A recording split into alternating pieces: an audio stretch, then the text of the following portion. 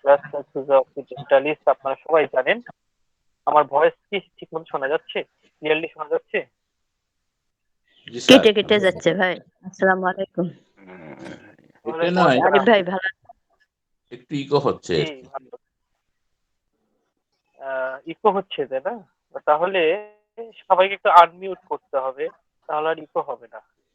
যদি কারোর জি সাথে স্যার, মিউট জি করা স্যার। থাকে, আনমিউট করলে ইকোটা হ্যাঁ, কমে সবাই যাবে। একটু, জি স্যার। তো জি, তো ভয়েস ক্লিয়ারলি শোনা গেলে একটু একজন জানান যে ক্লিয়ারলি শোনা যাচ্ছে কিনা। নইলে তো স্যার শোনা যায়, স্যার শোনা যায় স্যার, বলেই যাবো, আলহামদুলিল্লাহ।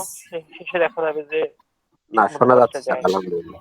না বিসমিল্লাহ। স্যার, সবাইকে অনুরোধ করব যারা এখন কি ক্লাসে ক্লিয়ার? আছেন সব। জি স্যার, সবাইকে অনুরোধ করব যারা এই ক্লাসে আছেন একটু কষ্ট করে হেডফোন ইউজ করার জন্য। হ্যাঁ, আসসালামু আলাইকুম স্যার, প্লিজ শুরু করেন আপনি স্যার।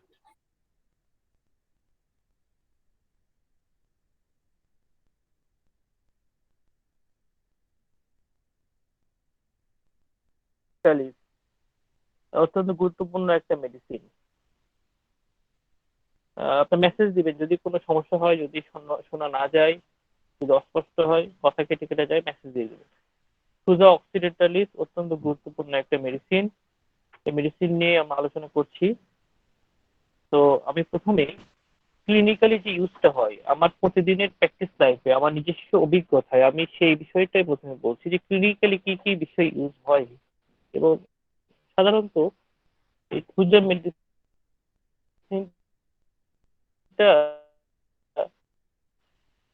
চিকিৎসা ক্ষেত্রে আমার অন্যতম একটা অস্ত্র। প্রতিদিন প্রতিদিন ইউজের একটি অন্যতম অস্ত্র এই থুজা মেডিসিন। তো প্রতিদিন ক্লিনিক্যালি যে ইউজ হয়, সেই ক্লিনিক্যালি ইউজ হয় সে ধরনের ক্লিনিক্যাল যে টার্মগুলো রয়েছে, যে ডিজিজগুলো রয়েছে, সেগুলো নিয়ে আমি আগে আলোচনা করছি।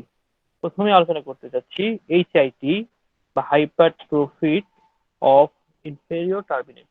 এইচআইটি কোথায়? নাকে। নাকের যে টার্বিনেট আছে সেই টার্বিনেটটা কি হয়ে যায়? সোয়েলিং হয়ে যায়। আর সোয়েলিং হলে কি হয়? রোগী এসে কি বলে? হাঁচি হয় প্রচুর, ঠান্ডা লাগলে খুব হাঁচি হয়, কিংবা ডাস্ট ধুলাবালিতে খুব হাঁচি হয়, শীতকালে হাঁচি বেড়ে যায়, সকালে ঘুম থেকে উঠলে হাঁচি হয়, উঠতে গেলে হাঁচি হয়, নাক বন্ধ হয়ে যায়, মাথা ব্যথা। এই ধরনের কমপ্লেন নিয়ে রোগী আসে। আমরা যদি এক্স রে দিই, এক্স রে দিলে দেখা যায় যে তার এইচআইটি কিংবা ডিএনএসও থাকে, সাইনোসাইটিসও থাকে। HIT, sinusitis, DNS deviated nasal septum এবং মাইগ্রেন, এই ক্লিনিক্যাল টার্ম গুলো কিন্তু সুজা কভার করে।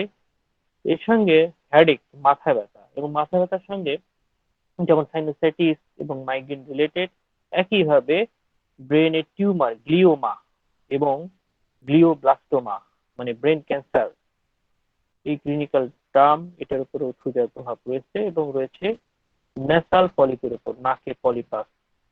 এছাড়া অ্যালার্জিক রাইনাইটিস। অ্যালার্জিক রাইনাইটিসটা কি?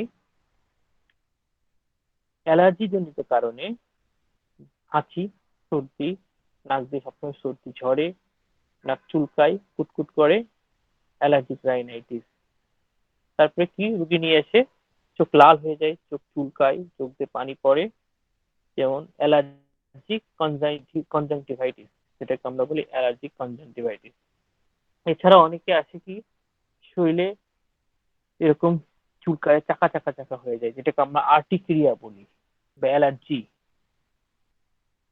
এছাড়া একনি, ফেসে অনেক ব্রণ দেখা যায় এবং এই ব্রণ গুলো অনেকদিন হয়ে গেছে, অ্যাডাল্ট মানে বয়সন্ধি কালটা পার হয়ে গেছে, অ্যাডাল্ট হয়ে গেছে, আসলে এই ব্রণ গুলো, একনি গুলো অ্যালার্জির সাথে রিলেটেড। আমরা যদি ব্লাড টেস্ট দিই তাহলে দেখা যায় যে অ্যালার্জি লেভেলটা, আইজি লেভেলটা হাই। এই ধরনের একনি। এছাড়া ওয়ার্ডস, বিভিন্ন রকমের আঁচি রয়েছে আমরা জানি, ওয়ার্ডস, লার্জ ওয়ার্ডস, পেডাঙ্কুলেটেড ওয়ার্ডস, স্মল ওয়ার্ডস, জিগজ্যাগ ওয়ার্ডস, বিভিন্ন রকমের ওয়ার্ডস রয়েছে। ওয়ার্ডস গুলো, তারপর কি সোরিয়াসিস, যে এক ধরনের স্কিন ডিজিজ নিয়ে আসে, এবং এই স্কিন ডিজিজ সাধারণত ভালো হতে চায় না। শরীরে কোথাও একটা জায়গায় স্কিনের উপরে একটা স্কেলের মতো পরে, সেখান থেকে আবার উপর থেকে স্কেলটা উঠে যায়, আবার নতুন করে স্কেল পড়ে, আইসের মতো উঠে যায়, সোরিয়াসিস। অনেকের বডিতে সাদা সাদা হয়ে যায়, স্পট, সাদা সাদা স্পট, ফাঙ্গাস কারণে। সেটাকে বলে কি, ছুলি বা পিটুরিয়াসিস। এই পিটুরিয়াসিসের উপরে এছাড়া অ্যাটোপিক ডার্মাটাইটিস মানে একজিমা। তো eczema, psoriasis, pityriasis, warts, acne এগুলোর উপরে ক্ষুধার প্রভাব রয়েছে। এছাড়া tinea cruris and corporis or capitis. টিনিয়াটা কি? টিনিয়া হচ্ছে যে আমরা কি যেটা বলে দাঁত বলি, দাঁত। এটাও এক ধরনের ফাঙ্গাস জনিত কারণে। এবং দাঁতগুলো কোথায়? ওই যে রানের চিপায়, তারপরে বডিতে, মাথায় হতে পারে এই ধরনের টিনিয়া ক্রুরিস অর কর্পোরিস। এছাড়া লাইপোমা এবং টিউমার। লাইপোমা গুলো কি, যে শরীরের বিভিন্ন জায়গায় টিস্যুতে চর্বি জমা হয়ে যে গ্রোথটা হয়, এটাকে লাইপোমা বলে, অথবা টিউমার। এবং সিএসওএম, ক্রনিক সাপোরেটিভ অটিস্টিক মিডিয়া। রোগী এসে কি বলে? রোগী এসে বলে যে আমার কান পাকে, কান দিয়ে পানি পড়ে, পুজ হয়, ব্যথা করে, এইভাবে দীর্ঘ বছর যাবত চলে আসছে। এই ধরনের সিএসওএম বা autistic media, chronic suppurative autistic media. এটা টিনাইটিস, কানে বিভিন্ন রকমের শব্দ হয়, টিনাইটিস। রোগী এসে কি বলে দাঁতে ব্যথা, দেখবেন যে দাঁতটা ক্ষয়ে গেছে, প্রায় মাড়ির সঙ্গে লেগে গেছে এরকম, জিঞ্জিভাইটিস বা টুথ ক্যারিস, এটার উপরে ক্ষুধার প্রভাব রয়েছে। এছাড়া অনেকে এসে বলে যে তার মাথা থেকে খুব খুশকি এবং চুল পড়ে, যেটাকে আমরা সেবোরিক ডার্মাটাইটিস বলি। এই সেবোরিক ডার্মাটাইটিস এর উপরেও ক্ষুধার প্রভাব রয়েছে। কোল অ্যালার্জি, ডাস্ট অ্যালার্জি, যেটা আগেও বলেছি, যে ঠান্ডা লাগলেই তার হাঁচি, সর্দি, কাশি, ধুলাবালিতে গেলে এই ধরনের সব প্রবলেম গুলো হয়, যেটাকে ম্যাথমেটিকে দেখবেন হে ফিভার, এটা আপনার দেওয়া আছে, হে ফিভার। বর্তমানে আধুনিক নামে বলে ডাস্ট অ্যালার্জি বা কোল্ড অ্যালার্জি। এছাড়া অ্যাজমা। অ্যাজমা অ্যাজমা সাধারণত শীতকালে খুব বাড়ে এবং বর্ষাকালেও খুব বেড়ে যায় অ্যাজমাটা। আর টিউমার যেমন ইউটেরাইন ফাইব্রয়েড হতে পারে, তার ইউটেরাইন ফাইব্রয়েড। এছাড়া যে ওভারিয়ান সিস্ট, হ্যাঁ, এই ধরনের প্রবলেম গুলো থাকতে পারে। UTI, UTI, urinary tract infection. Urinary tract infection হলে কি হয়? প্রস্রাবে খুব জ্বালা পোড়া হয়, প্রস্রাবটা আহ কয়েক বিভাজিত হয়ে যায়, দ্বিবিভাজিত হয়ে যায়। প্রস্রাব করতে গিয়ে দিওনালায় প্রস্রাব করতে, প্রস্রাবে খুব জ্বালা পোড়া হচ্ছে, UTI, urinary infection. CKD, chronic kidney disease হলে কি হয়? ক্রিয়েটিনিন লেভেলটা বেড়ে যায়। যারা ডায়াবেটিস, প্রেশারে সাফার করে তাদের এই ধরনের সিকেডি দেখা যায়। এই সিকেডির উপরও সুগার প্রভাব রয়েছে। এছাড়া প্রভাব রয়েছে বিভিন্ন রকমের করোনারি আর্টারি ডিজিজ, যেমন ব্লকেজ হয়ে গেলে হার্টের যে সিমটম গুলো অ্যারেস্ট করে, এই ধরনের বিষয়। এছাড়া রেনাল স্টোন, মূত্রপাথড়ী, এই মূত্রপাথড়ী জমার পিছনে সুগার একটা প্রভাব রয়েছে, রেনাল স্টোন। এছাড়া হাইপার টেনশন, ডায়াবেটিস মেলাইটাস, এগুলোতেও সুগার অনেক অনেক প্রভাব রয়েছে। হ্যাঁ, এবং এগুলো থেকে হাইপার টেনশন বা ডায়াবেটিস মেলাইটাস থেকে যে কমপ্লিকেশন গুলো অ্যারাইজ করে, সেখানেও সুগার একটা প্রভাব রয়েছে। আর মানসিক ভাবে যেমন anxiety, neurosis, depression, schizophrenia, panic disorder, psychotic disorder, এই ধরনের মেন্টাল ডিসঅর্ডারের উপরে সুগার চমৎকার ক্লিয়ার রয়েছে। আর বয়স বেড়ে গেলে যখন অনেক পুরুষ মানুষ আসবে, এসে বলবে যে আমার প্রস্রাবটা কন্ট্রোল করতে পারছি না, রাত্রে প্রস্রাবের বেগ হচ্ছে, শোয়ার পরে প্রস্রাবের বেগ বেড়ে যাচ্ছে, এবং অনেক ক্ষেত্রে আল্ট্রাসাউন্ড করলে দেখা যায় সেই ক্ষেত্রে প্রোস্টেটিক এনলার্জ হয়ে গেছে, যাদের পিপিএইচ, হ্যাঁ, প্রোস্টেটিক জেনাইন প্রোস্টেটিক হাইপারপ্লাসিয়া, প্রোস্টেটিক এনলার্জ, সেখানে কিন্তু সুগার প্রভাব রয়েছে। আর মহিলাদের বিভিন্ন রকমের যে মিন্স রিলেটেড ট্রাবল, যেমন তাদের মিন্স না হওয়া, অ্যামেনোরিয়া কিংবা অতিরিক্ত হওয়ার মেক্টোরেজিয়া। এছাড়া খুব পেইনফুল মেনস্ট্রুয়েশন হওয়া, ডিসমেনোরিয়া, সাদা স্রাব, লিউকেরিয়া, এবং রাতে রক্ত স্বল্পতা, anaemic condition, uterine fibroid, ovarian cyst, cervicitis, এগুলো তো সুগার ক্ষেত্র রয়েছে। আর এক ধরনের ডিজিজ যেমন আইবিএস, ইরিটেবল বাউল সিনড্রোম। হ্যাঁ, অনেকেই বলে যে কিছুদিন পর পর আমার পেট খারাপ হয়ে যায়, কোনো কারণ অকারণে, কোনো খাবার খেলেও হয়, না খেলেও হয়। এই ধরনের আইবিএস বা ইরিটেবল বাউল সিনড্রোমের ক্ষেত্র সুগাতে রয়েছে, গ্যাস্ট্রাইটিস রয়েছে সুগাতে। আর বিভিন্ন রকমের ক্যান্সারের মধ্যে যেমন লাংস ক্যান্সার, লাইসের ক্যান্সার, রেকটাল ক্যান্সার, এই ধরনের ক্যান্সারের প্রভাবও রয়েছে সুগাতে।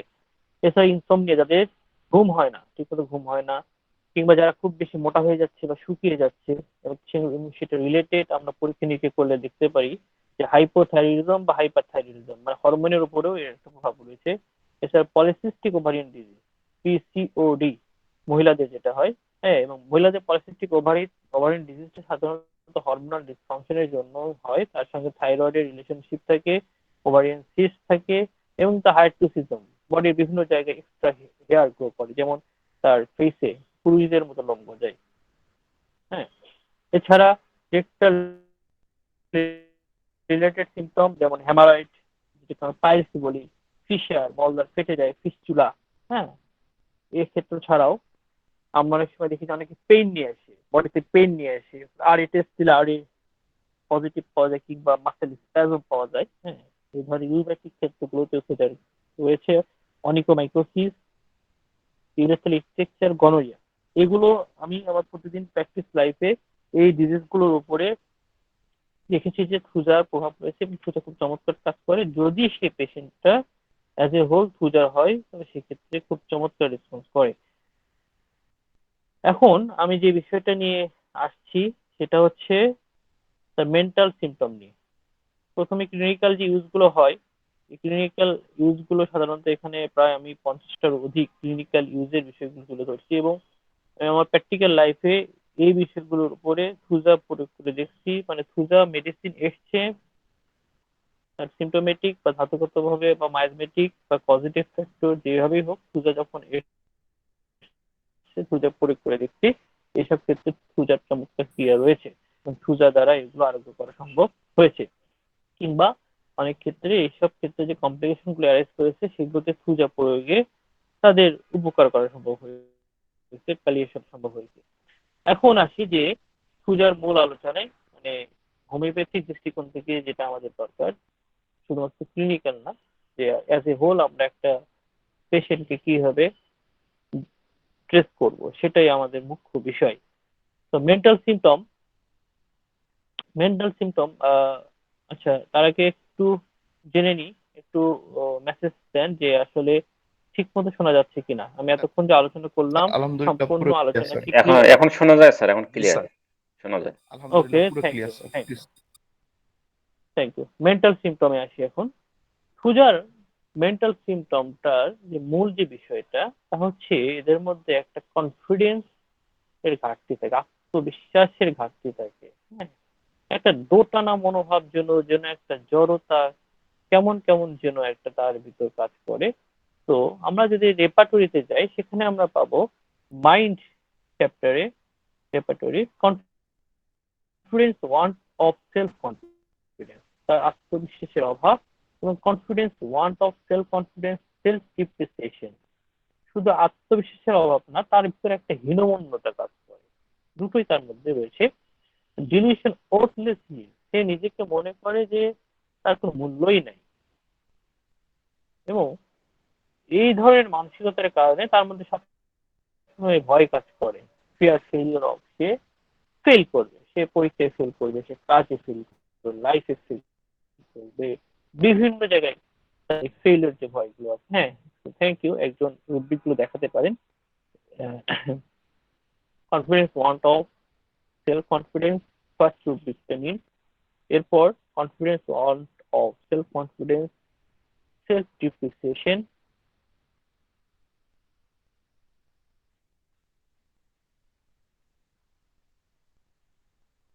হ্যাঁ, এটা নিয়ে নেন,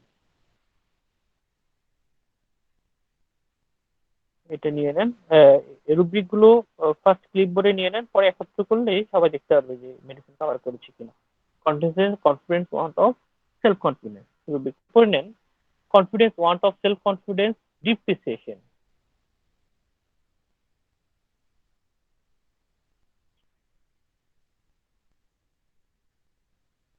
right, self depreciation. Next, dilution worthless he is.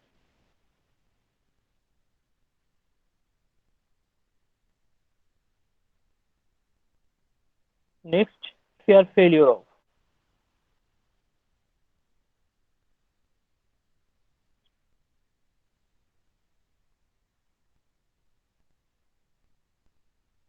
Deletion body ugly body looks. তাহলে দেখুন, যে ব্যক্তিটার মধ্যে এই কনফিডেন্সের অভাব, সে নিজেকে মূল্যায়ন করতে জানে না, নিজেকে মূল্যহীন সে ভাবছে, তার ভিতর তো বিভিন্ন রকমের ফেইলের হওয়ার ভয় কাজ করবে। সে পরীক্ষায় ফেল করবে, সে তার প্র্যাকটিক্যাল লাইফে ফেল করবে, সে তার ব্যবসায় ফেল করবে, কাজে কর্মে, প্র্যাকটিক্যাল জীবন, সবকিছুতে তার একটা ফেলিওর ভয়। এবং সে এই যে নিজেকে মূল্যহীন ভাবে, একইভাবে ডিলিশন বডি আগলি বডি লুক, সে নিজেকে মনে করে যে সে অত্যন্ত কুৎসিত দেখতে। দেখবেন অনেকে, আপনি বাইরে যাবেন, আপনি রেডি হয়েছেন, আর একজন আপনার ফ্যামিলি মেম্বার সে রেডি হচ্ছে, বারবার আয়নার সামনে যাচ্ছে, বা একটা ড্রেস ঠিক আছে কিনা, তার ভালো লাগছে কিনা, অনেক সময় ক্ষেপণ করছে। কেন? তার কাছে মনে হচ্ছে যে সে আগলি দেখাচ্ছে, লুকিং আগলি দেখাচ্ছে। সে আপনাকে জিজ্ঞেস করবে আমাকে কেমন দেখাচ্ছে, ভালো দেখাচ্ছে কিনা। তার ভিতর নিজের উপর যে কনফিডেন্স, নিজের উপর যে আত্মবিশ্বাস, নিজের অ্যাপিয়ারেন্সের উপর যে একটা কনফিডেন্স, এটা তার থাকে না। সে মনে করে যে তাকে খারাপ দেখাচ্ছে, কুৎসিত দেখাচ্ছে, সে এই জন্য ড্রেসিং টেবিলের সামনে অনেক সময় সে ব্যয় করে।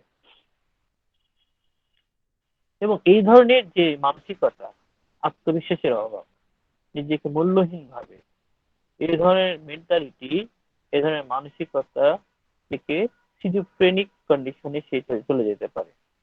যখন সে সিজোফ্রেনিক অবস্থার মধ্যে চলে যায়, সেই অবস্থায় চলে গেলে তখন তার ভিতর বিভিন্ন একটা ডিলিশন দেখা দেয়। সেই ডিলিশনের মধ্যে যেমন delusion glass, wood glass etcetera being made of, delusion glass, wood glass etcetera being made of, সে মনে করে যে তার, সে গ্লাস এবং কাঠের তৈরি। বিষয়টা কি? বিষয়টা হচ্ছে যে কাঠ, গ্লাস একটা ভঙ্গুর বিষয়, একটা ভঙ্গুর জিনিস। আমার বডি যদি কাচের তৈরি হয়, গ্লাসের তৈরি হয়, তাহলে কি হবে? ভেঙে যাবে সহজেই। তা আমার কনফিডেন্স লেভেলটা খুবই কম, যার জন্য তার এই কনফিডেন্স, ল্যাক অফ কনফিডেন্স, সেটাই যেন ডিলিশন পর্যায়ে গিয়ে ভঙ্গুর হয়ে যায়। বডিটা যেন কাচের তৈরি, গ্লাসের তৈরি। Delusion less glass were made of, সে মনে করে তার পাটা কাচের তৈরি, সিঙ্গেল মেডিসিন ধুলা। তো আসলে তার মেন্টালি সিমটম গুলো একসময় সাইকোসোমাটিক লেভেলে চলে যায়, সিজোফ্রেনিক অবস্থায় চলে যায়। তখন তার ভিতর এই ধরনের ডিলিশন গুলো কিন্তু কাজ করে। এছাড়া তারা ব্যক্তিগতভাবে আসলে খুব রিজার্ভড, রুব্রিক রিজার্ভ রয়েছে। রুব্রিক দেখুন, রিজার্ভ, সিক্রেটিভ, খুবই গোপন প্রিয়। এই তার মধ্যে এই সিক্রেটিভনেস এবং তার মধ্যে রিজার্ভনেস, সে সাধারণত খুব মন খুলে কথা বলবে না, প্রাণ খুলে কথা বলবে না। আপনি প্রশ্ন করবেন, খুব একটা বেশি সে জবাব দেবে না, তার ভিতরকার সমস্যাগুলো খুলে বলবে না। আপনি প্রশ্ন করে করে তার মধ্যে থেকে বের করতে হবে। এই ধরনের মেন্টালিটি তার মধ্যে কাজ করে। এই জন্য সে খুব রিজার্ভ এবং সিক্রেটিভ, এবং তার সঙ্গে কনফিডেন্স অন অফ সেলফ। তিনটা জিনিস, একটা হচ্ছে গিয়ে তার আত্মবিশ্বাসটা কম, এই ব্যক্তি খুব চাপা স্বভাবের, এই ব্যক্তি খুব গোপন প্রিয়। তাহলে সে কি করবে? সে কিন্তু কথা বলতে চাইবে না। আপনি যদি তাকে প্রশ্ন করেন, অ্যান্সারিং স্লোলি, স্লোলি, সে খুব ধীরে ধীরে কথা বলবে, খুব ধীরে ধীরে অ্যান্সার দিবে। তার ভিতরে এই ধরনের একটা ধীর গতি প্রবণতা তার মধ্যে লক্ষ্য করা যায়। কারণ অন অবজারভেশন এটা কিন্তু আমাদের বুঝে নিতে হবে। এছাড়া অধিকাংশ তারা খুব কষা, রুব্রিক কষা করেছে। দেখুন, অ্যান্সারিং স্লোলি, এই রুব্রিকটা নিতে পারেন। Answering slowly and speech slowly, এই দুটো রুব্রিক নেন যিনি নিচ্ছিলেন। এবং তার মধ্যে রয়েছে কশাস, সে খুব সতর্ক, ডিসিটফুল, তার মধ্যে ছল ছাতুরিপূর্ণ মানসিকতা থাকে, ফ্যাস্টিডিয়াস, খুব খুঁতখুঁতে, সাসপিশিয়াস, তার মধ্যে খুবই সন্দেহপূর্ণ মানসিকতা। মানে এরা খুব ন্যারো মাইন্ডেড টাইপের পেশেন্ট। এরা যেমন সিক্রেটিভ এবং তার সঙ্গে খুব কষা, সতর্ক, ছলচাতুরিপূর্ণ মানসিকতা, ডিসিটফুল, ফ্যাস্টিডিয়াস এন্ড সাসপিশিয়াস, তাদের মধ্যে খুব খুঁতখুঁতে মানসিকতা এবং খুব সন্দেহপূর্ণ মানসিকতা। দেখুন, সমস্তগুলো রুব্রিক কিন্তু সুজা কভার করেছে। এবং এই জন্যই এই যে confidence level is low, confidence, want of self-confidence, asked several times to his doctor about his suffering. এবং এই ধরনের মানসিকতার জন্য দেখবেন যে এই সুগার পেশেন্টরা যখন আপনার সামনে আসবে, তারা আপনাকে রোগ সম্পর্কে জিজ্ঞেস করবে, বারবার জিজ্ঞেস করবে যে স্যার এটা সারবে কিনা। আপনি ওষুধ বুঝাই দিচ্ছেন, সে আবার বুঝিয়ে নিতে চাইবে। হ্যাঁ, আমি মনে ভুলে যাব, একটু লিখে দেন, আমার একটু ভালো করে বুঝিয়ে দেন। আর আবার সে কনফার্ম হয়ে নেবে। তার ভিতর কিন্তু এই ধরনের সাসপিশিয়াসনেস এন্ড ফ্যাস্টিডিয়াসনেস তার মধ্যে কাজ করে। সেই ক্ষেত্রে আমরা একটা মাইন্ডের রূপ নিতে পারি। Mind prefer important thing. সামান্য বিষয়ে, ছোটখাটো বিষয় সে কি করে, খুব গুরুত্ব দেয়। Mind prefer important thing. Mind prefer important thing. এবং যখন সে তীব্র মাত্রায় সাসপিশিয়াস হয়ে যায়, কনফিডেন্স লেভেলটা অত্যন্ত কমে যায়, বিভিন্ন রকম পারফরমেন্স সে রাখতে পারে না, সমাজে নানা রকম সে নিজেকে একা করে ফেলে, লোন করে ফেলে, সেই অবস্থায় গিয়ে তার মধ্যে যেটা কাজ করে, যেটা আসে, সেটা হচ্ছে ডিসগাস্টিং এভরিথিং।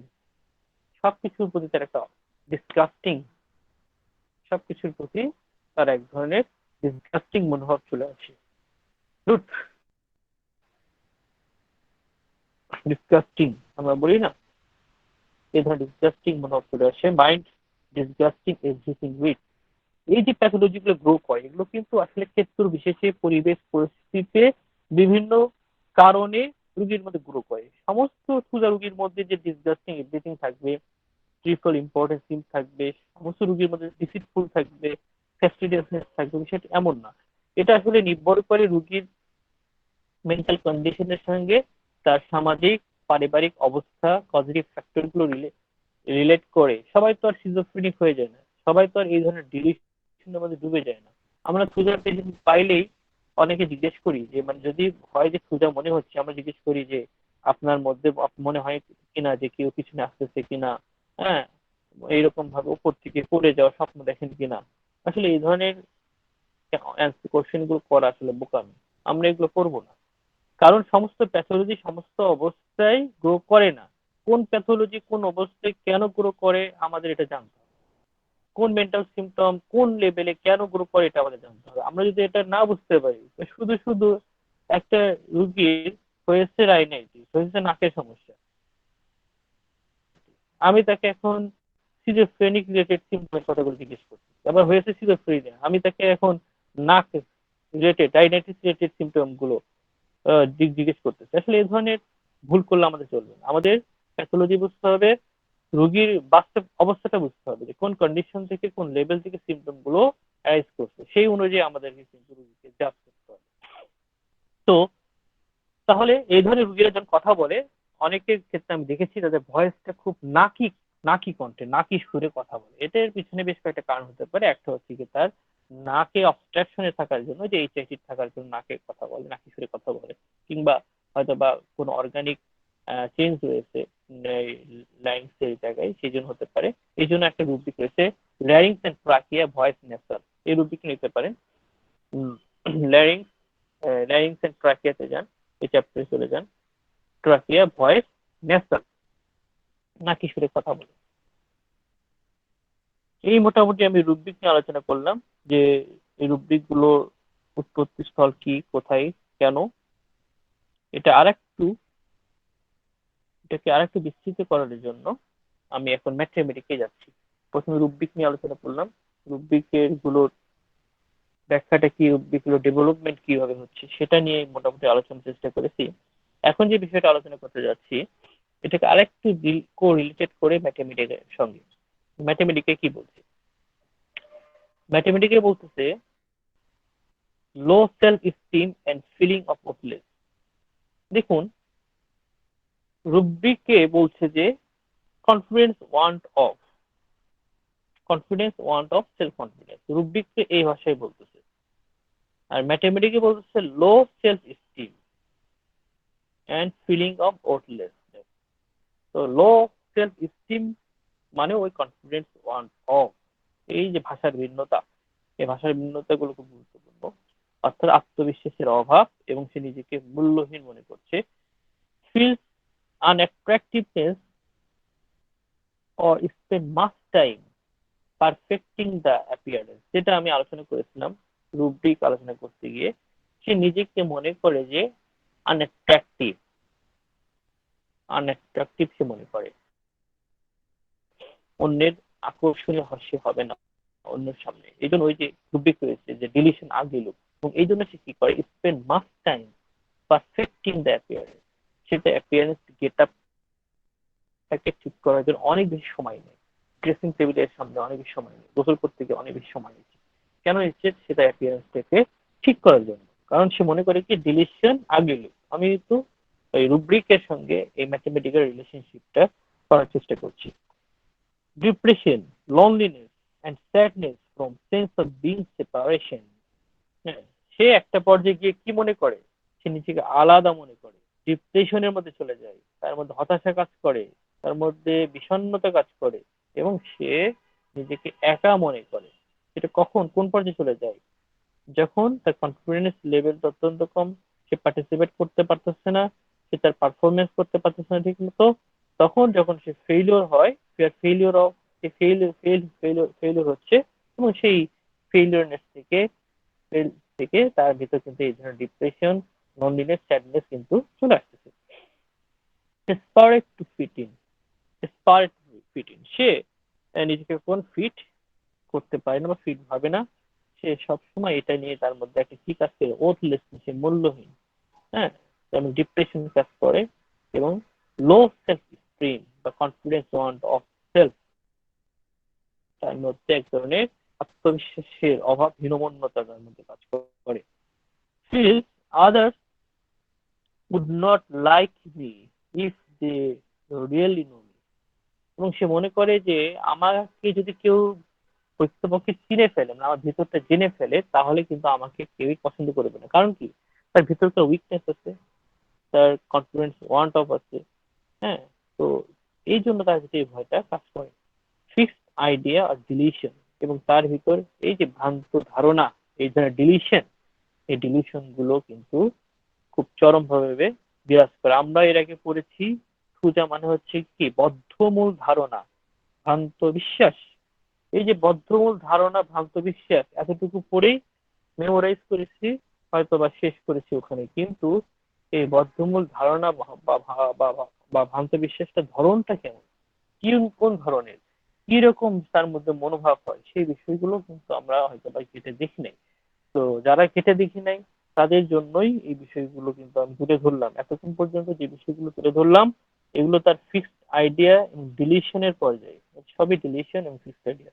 তার মধ্যে এই ধরনের ভ্রান্ত বিশ্বাস, ভ্রান্ত ধারণা কাজ করে, তার আত্মবিশ্বাসের ঘাটতি, সে মূল্যহীন, সে দেখতে ভালো না, এই যে তার ভিতরে এই ধরনের ভ্রান্ত বিশ্বাস, বদ্ধমূল ধারণা তার মধ্যে কাজ করে, এগুলোই কিন্তু তার মেন্টাল প্যাথোলজি গুলোকে গ্রো করে, এবং এটাই পুরো ব্যক্তিত্বকে তাকে পরিচালিত করে। কিভাবে পরিচালিত করে সেগুলো আমরা আরো দেখবো। Something is alive in abdomen, মনে করে পেটের মধ্যে কিছু একটা ঘুরছে। প্রেগনেন্ট মনে করে নিজেকে, that he is fragile or glass and could break, এবং সে খুব ভঙ্গুর এবং সহজে ভেঙে যাবে। এটা কিন্তু আমি ব্যাখ্যা করেছি যে আসলে তার কনফিডেন্স লেভেলটা খুব কম, যার জন্য সে নিজেকে অত্যন্ত ভঙ্গুর মনে করে। secretiveness, even lying about life circumstances, সে এতটা গোপন প্রিয় যে সে তার জীবনের অনেক ঘটনা সম্পর্কে, বাস্তবের বিষয়গুলো সম্পর্কে সে আসলে মিথ্যা বলে। when talking the last words of the sentence are mumble, যখন সে কথা বলে তখন সর্বশেষ শব্দটা উচ্চারণ করতে গিয়ে সে কিছুটা তোতলায়, কিছুটা তোতলায়। কেন? ওই তার ভিতরে এক ধরনের জড়তা, তার ভিতরে এক ধরনের ভীরুতা, এই ধরনের কারণে তার কিন্তু এই প্রত্যয়টা আসে। প্রত্যয়টা কিন্তু তার কি, কোন অর্গানিক না, এটা তার এই মেন্টাল ফ্যাকাল্টির কারণে এটা আসে। Fear others will not like him, সে ভয় পায় যে অন্যরা তাকে পছন্দ করবে না। টু রিভেল হিমসেলফ, সে নিজেকে প্রকাশিত করতে ভয় পায়। টু লুজ কন্ট্রোল, সে নিজেকে কন্ট্রোল করতে পারবে না, এই ভয়টা সে পায়। এখন আসেন মূল কথাটা যেটা বলছি সেটা দেখুন। Though Vithoulkas mention an early phase of puja with confidence and arrogance, the usual patient suffers with much lack of confidence. ভিতরকার তিনি বলছেন যে আসলে আর্লি লাইফে বা আর্লি স্টেজে এ ধরনের পেশেন্টের কনফিডেন্স লেভেলটা খুব ভালো থাকে, তার খুব অ্যারোগেন্স থাকে, উদ্ধত থাকে। হ্যাঁ, কিন্তু সাধারণত কনফিডেন্স লেভেলটা কম এমন পেশেন্টটাই বেশি দেখা যায়। যদিও ভিতরকার বলেছেন যে আর্লি স্টেজে আর্লি লাইফে এরা খুব কনফিডেন্স এবং অ্যারোগেন্স স্বভাবের হয়ে থাকে। Over bearing and dictatorial in early stage, এবং এই আর্লি স্টেজে বা অ্যাডাল্টহুডে তখন তাদের মধ্যে ধৈর্যও থাকে এবং তাদের মধ্যে অন্যকে পরিচালিত করার ডিক্টেটোরিয়াল নেচার তার মধ্যে থাকে। Though he has a marked lack of self-esteem and feelings of worthlessness, the inner doubt causes the patient first to spend great energy to portray a pleasing and expected image to the society. এই হচ্ছে যে তার মূল জায়গাটা। সেটা হচ্ছে যে একদিকে তার মধ্যে সেই আর্লি স্টেজে তার মধ্যে ডিক্টেটোরিয়াল অবস্থা ছিল, আর্লি স্টেজে তার মধ্যে অ্যারোগেন্স স্বভাব ছিল, কিন্তু তার ভিতর যেটা রয়েছে তার মধ্যে পরবর্তীতে দেখা গেল যে কনফিডেন্সের অভাব, ঘাটতি দেখা গেল, এবং তার মধ্যে কি ওথলেসনেস, মূল্যহীন, সে নিজেকে মূল্যহীন ভাবছে, তার মধ্যে ওথলেসনেস অবস্থা আসতেছে, কিন্তু সে নিজেকে সমাজে প্রকাশিত করতে চায়, সমাজে তার একটা সুন্দর প্রতিমূর্তি তুলে ধরতে চায়। এটা করতে গিয়ে তখন সে কি করতে হয়, যে তার ভিতরটা উইক, কিন্তু সে নিজেকে সমাজে একজন ভালো মানুষ, প্রতিষ্ঠিত ব্যক্তি হিসেবে তুলে ধরতে, তখন তার এই যে হাইডিং যে নেচার, এই হাইডিং নেচার তাকে কি করে ফেলে, তাকে সিক্রেটিভ করে ফেলে এবং ডিসিপটিভনেস করে এন্ড লাইং, মিথ্যা বলতে বাধ্য করে। সেটা কি, তার ভিতর যে সিক্রেটিভনেস রয়েছে, তার চরিত্রের যে দুর্বলতা রয়েছে, এই চরিত্রের দুর্বলতা গুলোকে ঢেকে নিজেকে সমাজে প্রতিষ্ঠা করতে গিয়ে তখন তাকে মিথ্যা বলতে হয়। তখন তার ভিতরে এই ধরনের মিথ্যা বলার স্বভাব, লাইং, সিক্রেটিভনেস এবং ডিসিপটিভনেস, ছল চাতুরিপূর্ণ মানসিকতা তাদের মধ্যে কিন্তু প্রকাশিত হয়।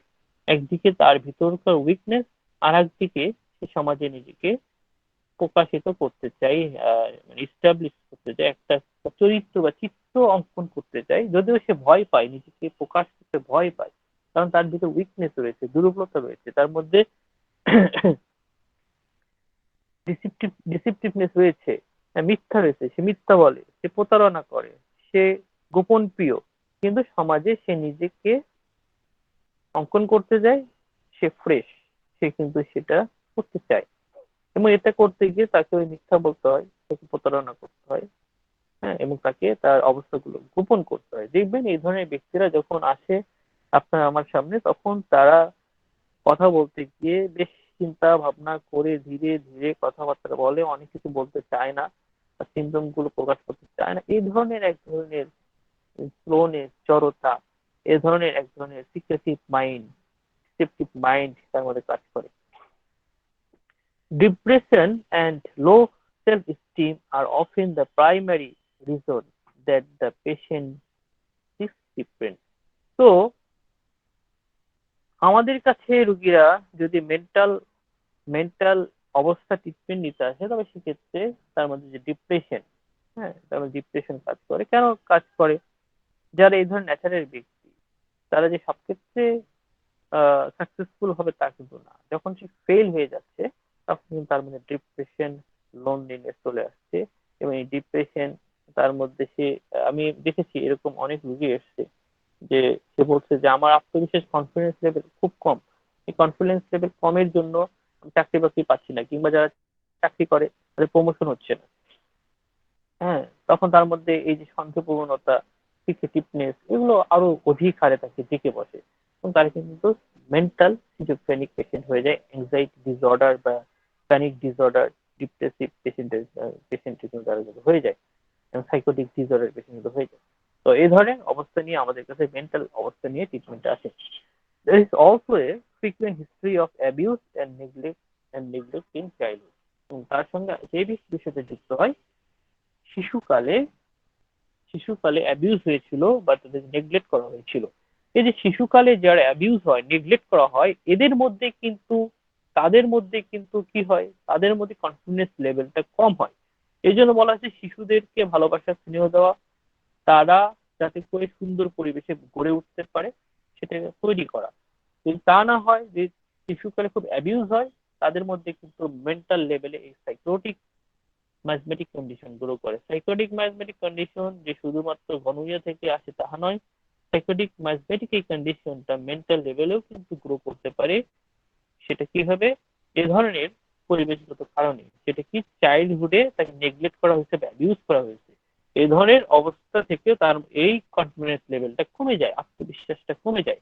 আত্মবিশ্বাস কমে গেলে তখন কিন্তু এই যে পারিবারিক যে সিমটম গুলো, এই পারিপার্শ্বিক সিমটম গুলো ডেভেলপ করে। এই বিষয়গুলো কিন্তু আমাদেরকে মাথায় রাখতে হবে। এখন আমি আমি আসবো যে বিষয়টা নিয়ে, সেটা হচ্ছে যে এই মেন্টাল সিমটমের যে সার্বিক যে বিষয়টা, মেন্টাল সিমটম আলোচনা করলাম, এই সার্বিক বিষয়ের মধ্যে মূল যে বিষয়টা সেটা হচ্ছে confidence, want of self confidence, secretiveness, তার মধ্যে ডিসিপ্লিন এন্ড ফ্যাস্টিডিয়াস। এই বিষয়গুলো আমরা খুব ভালোভাবে মাথায় রাখবো। তো মেন্টাল আমাদের অবস্থাটা জানা হলো, মেন্টাল প্যাথোলজি জানা হলো, মেন্টাল সিমটম গুলো কিভাবে ডেভেলপ করছে জানা হলো, এবং মেন্টাল সিমটমের সঙ্গে রিলেটেড আনুষঙ্গিক সিমটম কি আসতে পারে সেই বিষয়গুলো আমাদের জানা হলো। এখন যেটা বলছি সেটা হচ্ছে body consideration. Body consideration physically দেখতে তা আসলে কেমন। জেনারেল চ্যাপ্টারের রেপার্টরির জেনারেল চ্যাপ্টারে গিয়ে আমরা যে অবেসিটি, যিনি নিচ্ছেন রুব্রিক গুলো তিনি নিতে পারেন যে অবেসিটি আমরা নিলে দেখতে পারবো এখানে থুজা রয়েছে, এবং থুজার পেশেন্টরা বেশ মোটা সোটা হয়, ওবেস্ট হয়, এবং তাদের স্কিন মোল থাকে। আমরা যাদের ফেস দেখি, বডি দেখি, ঘাড়, হাত, বিভিন্ন এক্সট্রিমিটি, বিভিন্ন জায়গায় স্কিনে মোল থাকে। Skin mole, skin obesity, skin discolouration, skin mole, skin sorry, general obesity, skin mole, and skin discoloration, mottled, skin discoloration, mottled, skin discoloration, mottled কি? দেখবেন যে অনেকের ফেসের মধ্যে স্কিনটা ডিসকালারেশন হয়ে সেখানে মেস্তার মতো দাগ পড়েছে, ম্যাপের মতো হয়ে গেছে। মটেলড, স্কিন ডিসকালারেশন মটেলড, স্কিনে মোল দেখতে পাবো অন অবজারভেশনে, এবং আমরা তাদের মধ্যে স্থূলতা পাবো, এবং তাদের মধ্যে পার্সপিরেশন হয়, প্রচুর পার্সপিরেশন হয়, বিশেষ করে আনকাভার পার্টে পার্সপিরেশনটা হয়। এই হলো যে তার কনস্টিটিউশন, ফিজিক্যাল গেট আপ। আর বাবু আপনি এবার ফ্যামিলি হিস্ট্রিতে যেতে পারেন। রুব্রিক জেনারেল চ্যাপ্টারে গিয়ে যান, জেনারেল চ্যাপ্টারে গিয়ে দেখুন যে family history of diabetes mellitus, family history of eczema, family history of psychosis, family history of vaccination and repeated, family history of vaccination repeated।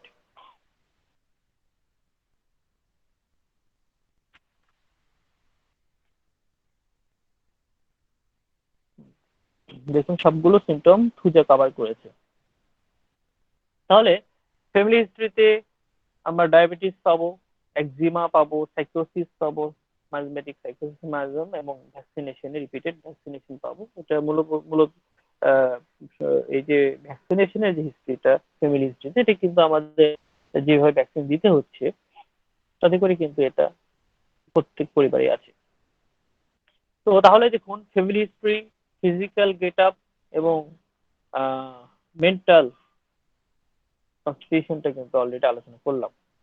এখন আমি যে বিষয়টা নিয়ে আলোচনা করতেছি সেটা হচ্ছে বরিশ সাহেব থুজা আলোচনা করতে গিয়ে তিনি যে ইন্ট্রোডাকশন দিয়েছেন, সেই ইন্ট্রোডাকশনের মধ্যে আমি যে বিষয়গুলো আলোচনা করেছি এই সমস্ত কিছু মূলত চলে এসেছে।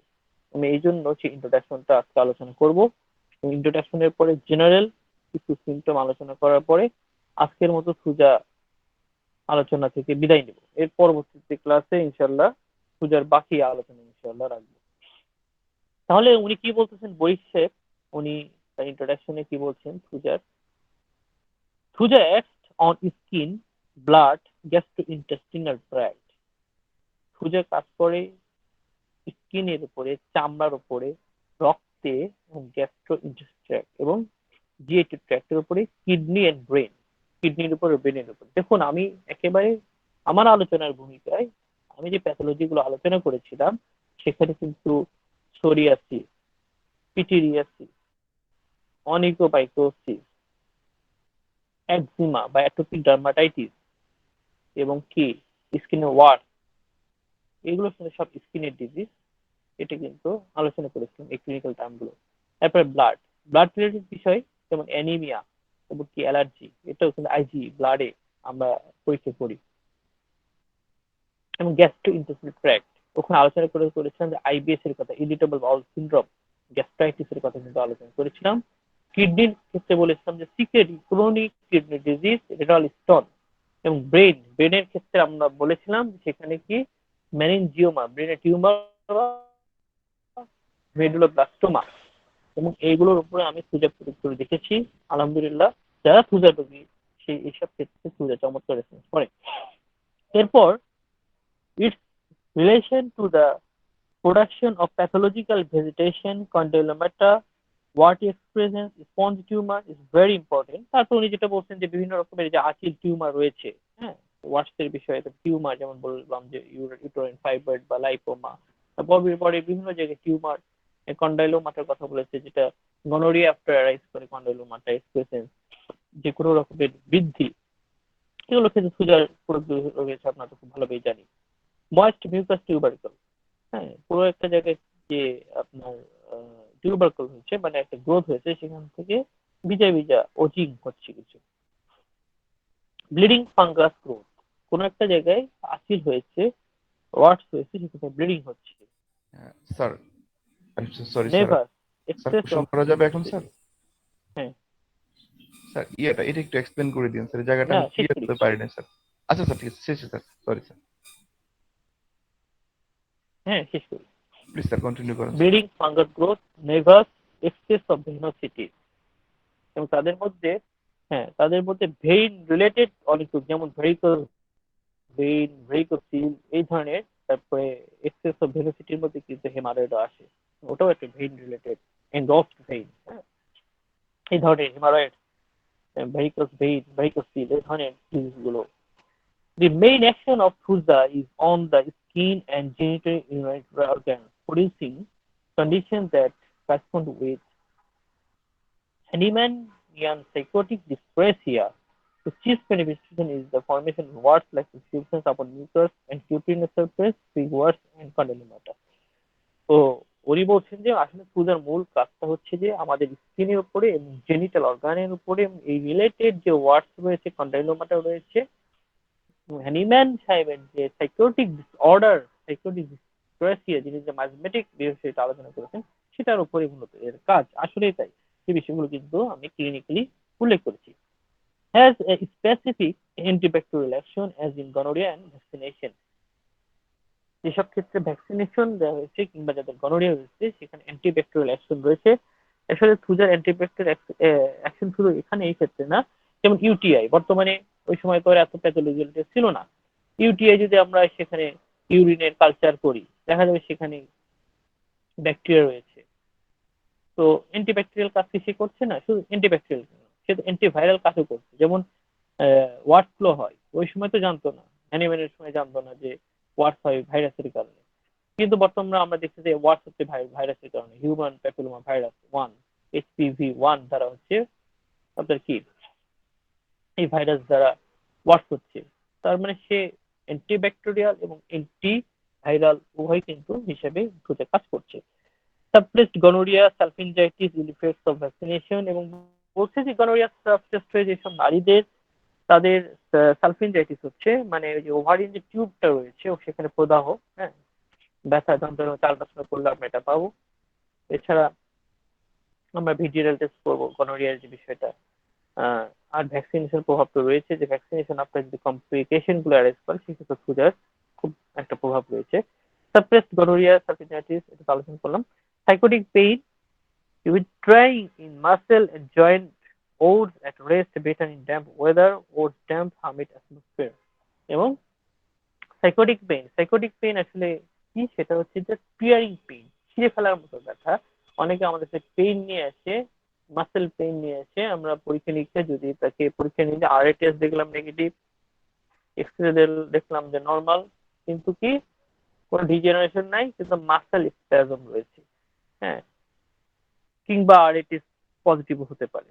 তো এইসব ক্ষেত্রে, যেসব ক্ষেত্রে আছে টিয়ারিং পেইনটা, ছিঁড়ে ফেলার মতো, শূন্য করার মতো ব্যথা, এবং কি রেস্টে গেলে কি হয়, রেস্টে গেলে বেটার ফিল করে, ওর সরি রেস্টে গেলে বেড়ে যায় ওর দ্যাট রেস্ট, এবং ড্রাই ওয়েদারে এবং ড্যাম্প হামিড ওয়েদারে, অর্থাৎ যে ওয়েদারটা ভেজা স্যাঁতসেঁতে, মানে বর্ষাকালে বৃদ্ধি হচ্ছে এবং বিশ্রামে বেড়ে যাচ্ছে, তার সঙ্গে একটা অবশ অনুভূতি, এই ধরনের সাইকোটিক পেইন যেটা, সেই সাইকোটিক পেইনের উপরে পূজা খুব চমৎকার প্রভাব রয়েছে। এছাড়া রয়েছে hydrogenate constitution, or blood is morbidly hydrogenic so that damp air and water are inimical. Blood খুব hydrogenic, damp air, damp atmosphere, cold water খুব তার কি করে, শত্রু ভাবাপন্ন। অর্থাৎ হাঁচি হচ্ছে, উজু করতে যাচ্ছে, সকালে ঘুম থেকে উঠে হাঁচি হচ্ছে, গোসল করতে যাচ্ছে তার কষ্ট হচ্ছে, আকাশে মেঘ করছে, বৃষ্টির দিনে, বর্ষার দিনে তার প্রবলেম হচ্ছে, শীত আসছে, শীতের যে ঠান্ডা, এই ঠান্ডায় সে অ্যাজমা বেড়ে যাচ্ছে, তার সাইনাসাইটিস বেড়ে যাচ্ছে। এই কমপ্লেন্টস গুলো কিন্তু তার মধ্যে রয়েছে rapid exertion, rapid exertion and immersion. সে দ্রুততার সাথে দুর্বল হয়ে যায় এবং শুকিয়ে যায়। এই দ্রুততার সাথে শুকিয়ে যাওয়া, দুর্বল হয়ে যাওয়ার পিছনে অনেকগুলো রোগ রয়েছে, যেমন থাইরয়েড রিলেটেড হাইপার থাইরয়েডিজম রয়েছে, ক্যান্সার রিলেটেড ডিজিজ গুলো রয়েছে, বা গ্যাস্ট্রিক রিলেটেড ডিজিজ যেমন পেপটিক আলসার, গ্যাস্ট্রিক আলসার, এ ধরনের ডিজিজ গুলো রয়েছে।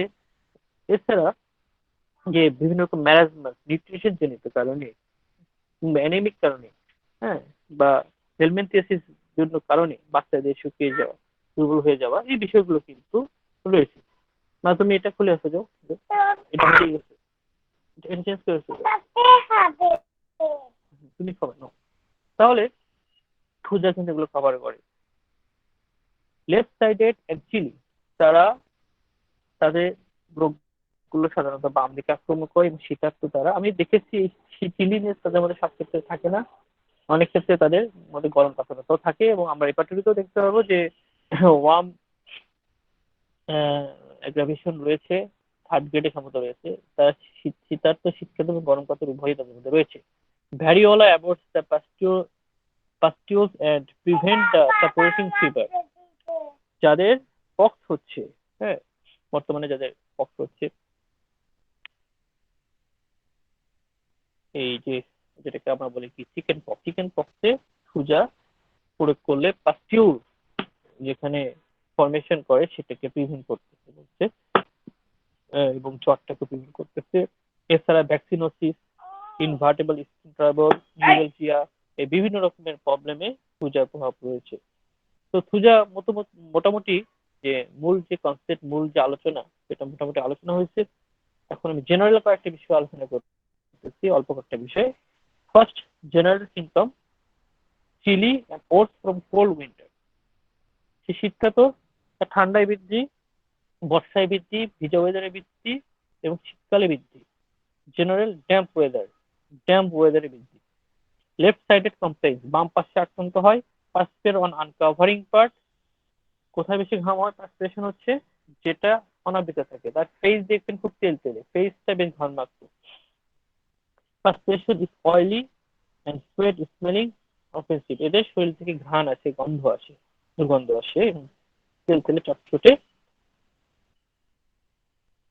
এবং history of repeated smallpox and vaccination, তার কয়েকবার পক্স হয়েছে এবং ভ্যাকসিনেশন অনেকবার হয়েছে। এই হচ্ছে জেনারেল সিমটম। তাহলে আমরা থুজার আজকে জেনারেল, মেন্টাল, ফিজিক্যাল কনস্টিটিউশন গুলো আলোচনা করলাম। এর পরবর্তীতে ইনশাল্লাহ থুজার যে পার্টিকুলার বিষয়গুলো রয়েছে বা ক্লিনিক্যাল রিলেটেড যে বিষয়গুলো রয়েছে রয়েছে বা ম্যাথমেটিক বিষয়গুলো রয়েছে এই বিষয়ে আলোচনার চেষ্টা করবো। তো আজকে এই পর্যন্তই, সবাইকে সঙ্গে থাকার জন্য ধন্যবাদ।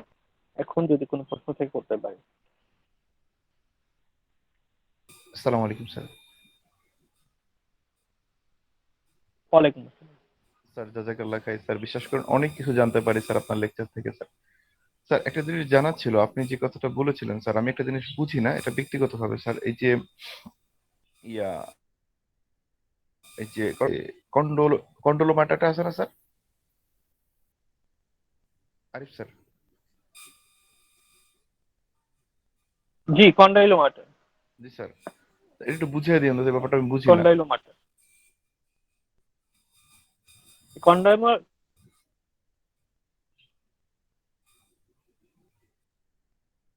স্যার এখন নেট সমস্যা করতেছে, বদনসিব।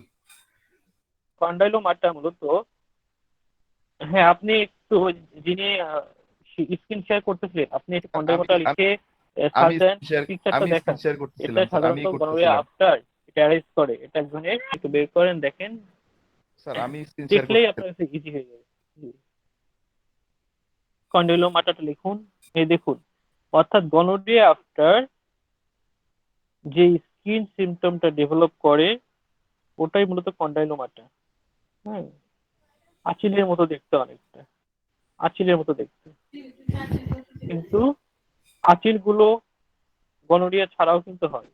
আর কন্ডাইলোমাটার পিছনে সাধারণত এই গনোরিয়াটা কাজ করে।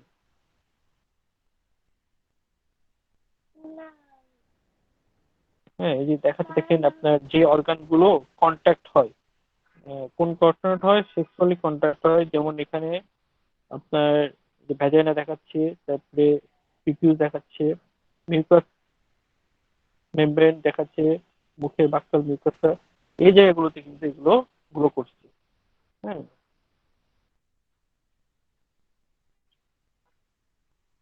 বিষয়টা কি ক্লিয়ার হয়েছে?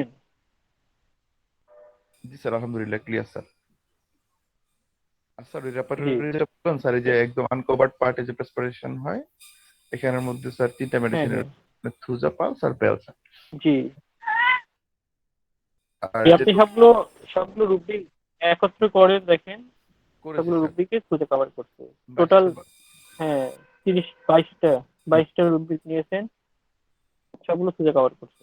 জি স্যার, ফ্যামিলি হিস্ট্রিতে ডায়াবেটিস মেলাইটিস, জেনারেল ফ্যামিলি এবং হিস্ট্রিতে এই একজিমাটা। রুব্রিক গুলো, জি,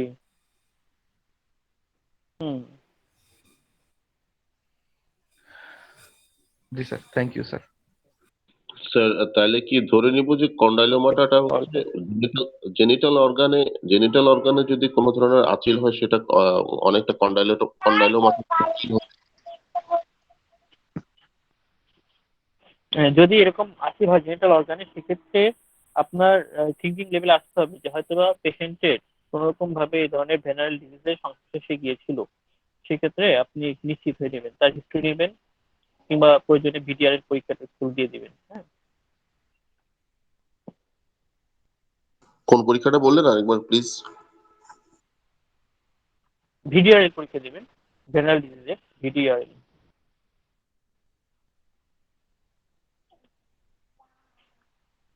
অনেক ক্ষেত্রে দেখা যায় যে ভিডিআর এর নেগেটিভ আসে, কিন্তু আপনি যে হিস্ট্রি পান, তার ইলিগাল সেক্সুয়াল অ্যাক্ট কিংবা একাধিক সেক্সুয়াল অ্যাক্ট তার মধ্যে ছিল কিনা, এই হিস্ট্রি পেলেও মোটামুটি আপনি নিশ্চিত হতে পারবেন।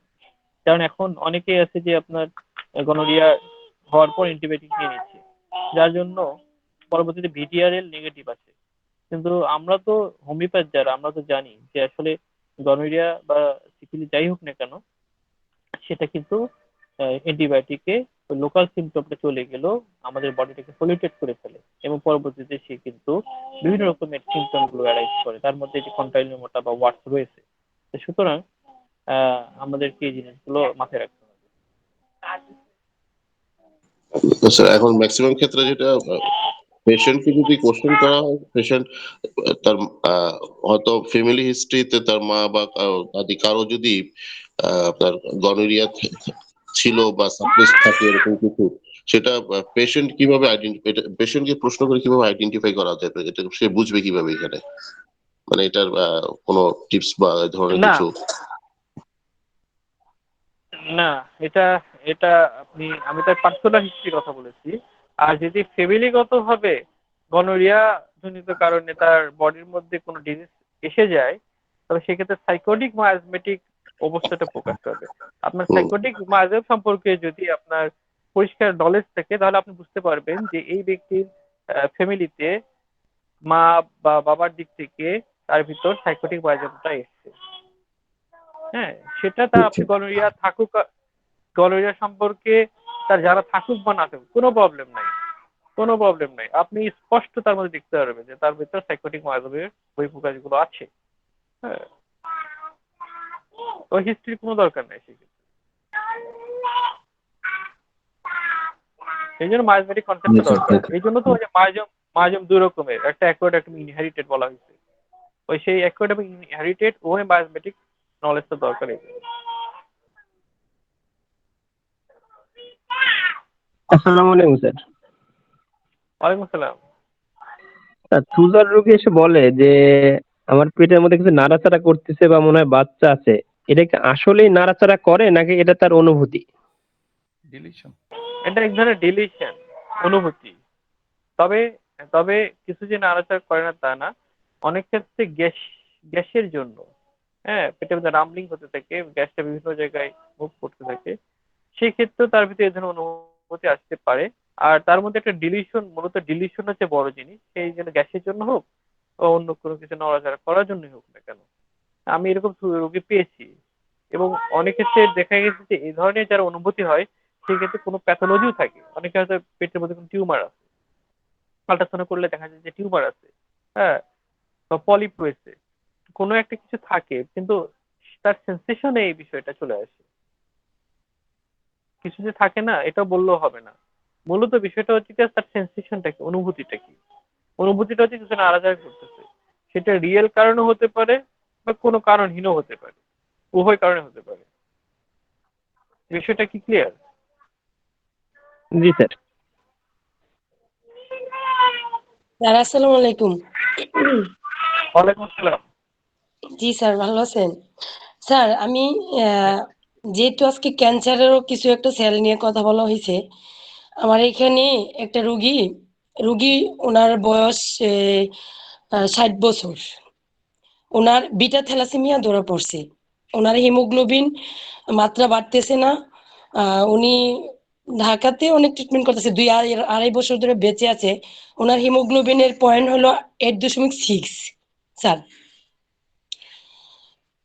এখন আর ওনার আবার কোলেস্টেরল বাড়তি আছে, ওনার ডায়াবেটিস আছে, আর হাইপারটেনশনটা স্যার, রক্তচাপটা আমি দেখলাম যে প্রেশারটা, এটা ওনার, আমি কালকে দেখছি 140/100 মতো থাকে, এরকম একটা অবস্থা। এখন ওনার বর্তমান প্রবলেম হলো হাঁটু, যে এক্স-রেটা করাইছে ওইটার মধ্যে হাঁটুটা একটু ফাঁকা হয়ে গেছে, অথবা এক্স-রের মধ্যে যেটা দেখলাম এই হাঁটুর ফাঁকা হয়ে একটু হাড়টা একটু বৃদ্ধি আছে।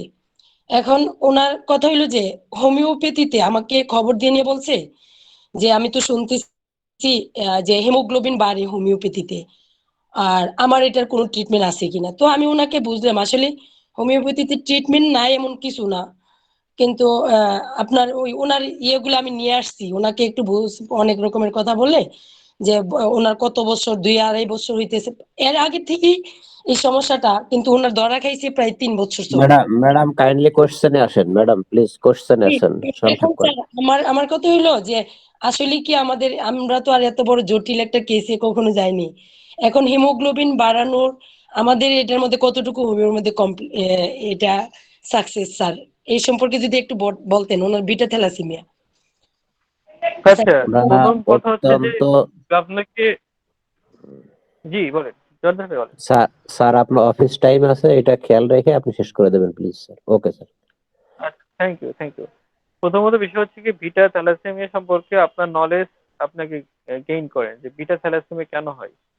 হ্যাঁ, বিটা থ্যালাসেমিয়া কেন হয় এক, আর রুগীর এসে এরকমই বলবে যে আমার হিমোগ্লোবিন একটু বাড়াইতে হবে। গতকাল আমি একটা অভিজ্ঞতা বলি, একজন পেশেন্ট এসে বলতেছে আমার হিমোগ্লোবিন কম, আমার হিমোগ্লোবিনটা বাড়াইতে হবে। আমি বললাম যে আপনার কেন হিমোগ্লোবিন কম সেটা আমাকে জানতে হবে।